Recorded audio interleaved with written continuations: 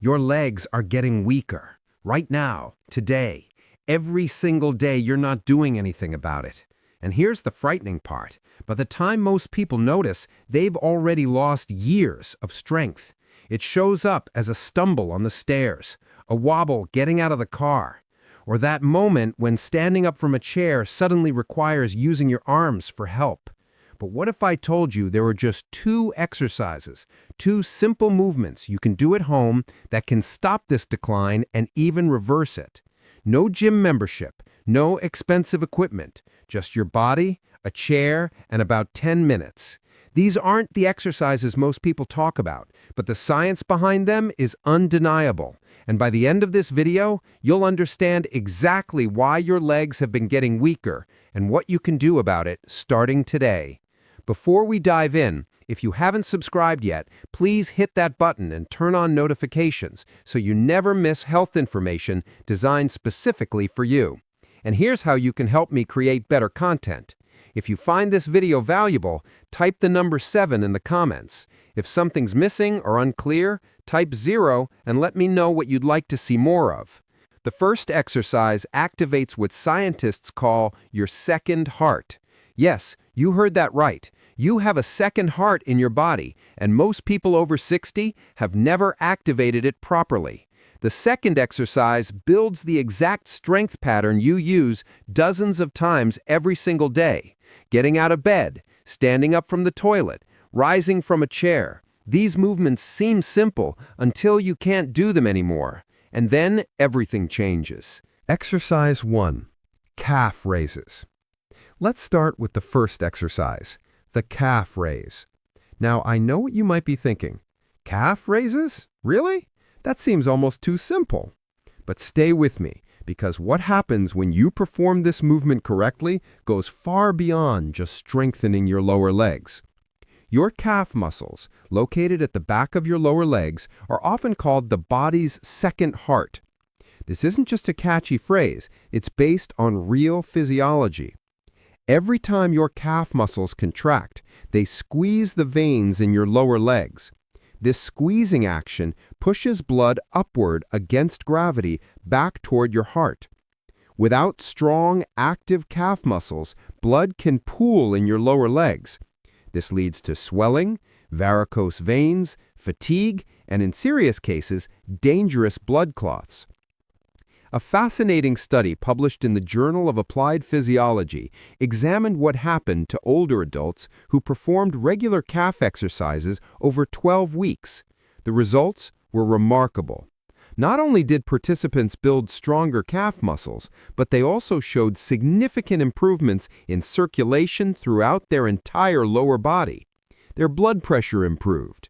They reported less leg swelling and fatigue.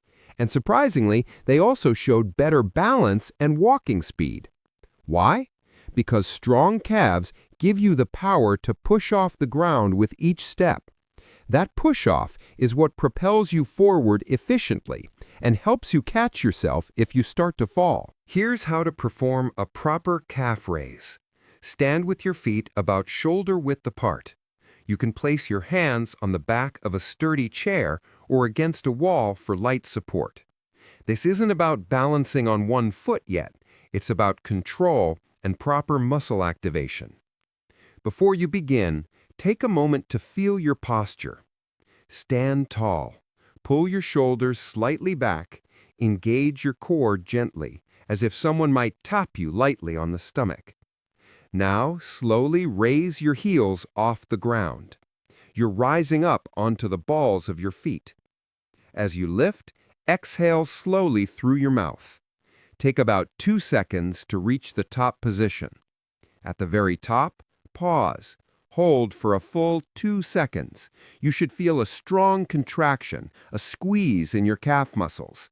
Don't just go through the motion. Really feel those muscles working. Then, and this is crucial, lower your heels back down slowly. Take another 2 to 3 seconds for the descent. As you lower, inhale through your nose. This controlled lowering is called the eccentric phase, and it's actually where much of the muscle building happens. Many people rush this part, but that's a mistake. The slow descent is just as important as the lift.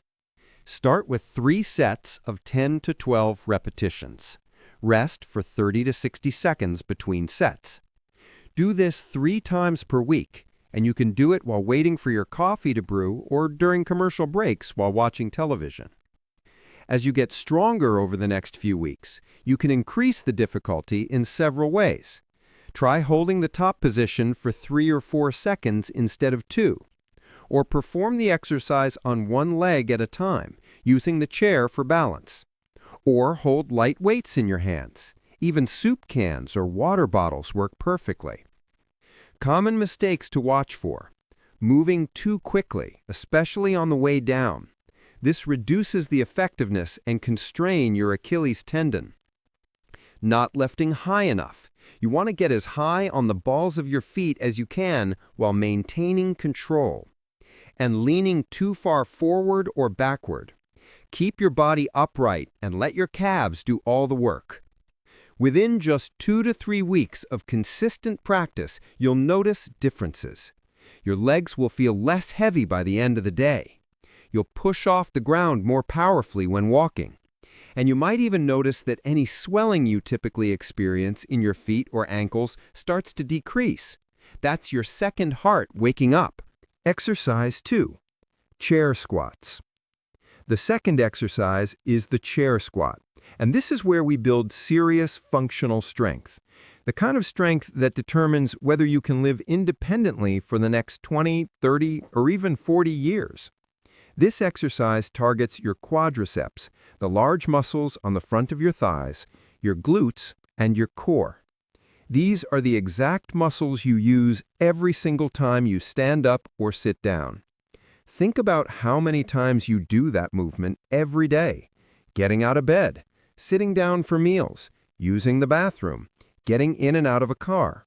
Studies suggest the average person stands up and sits down between 40 to 60 times per day.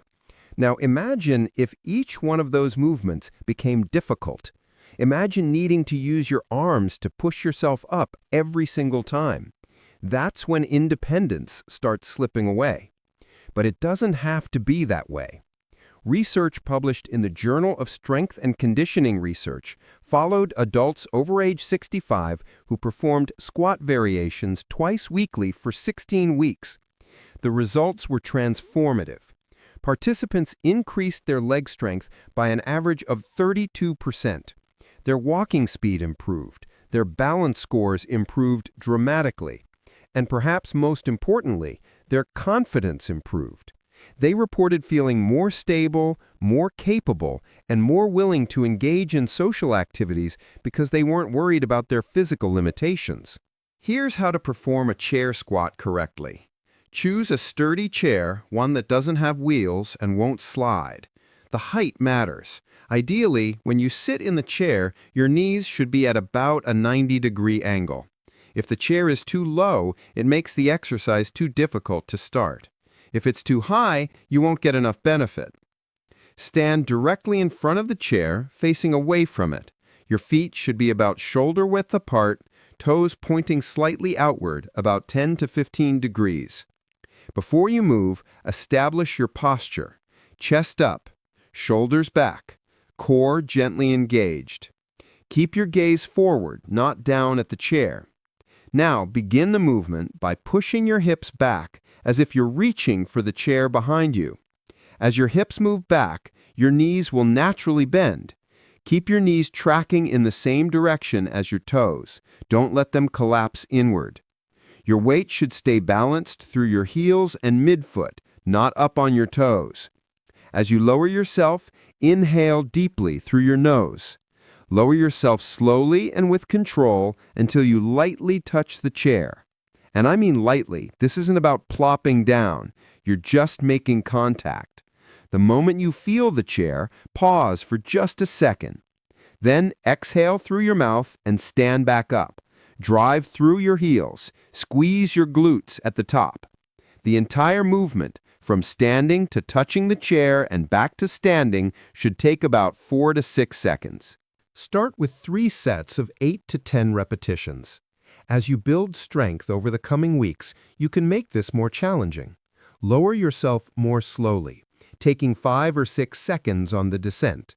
Pause for 2 or 3 seconds when you touch the chair before standing back up.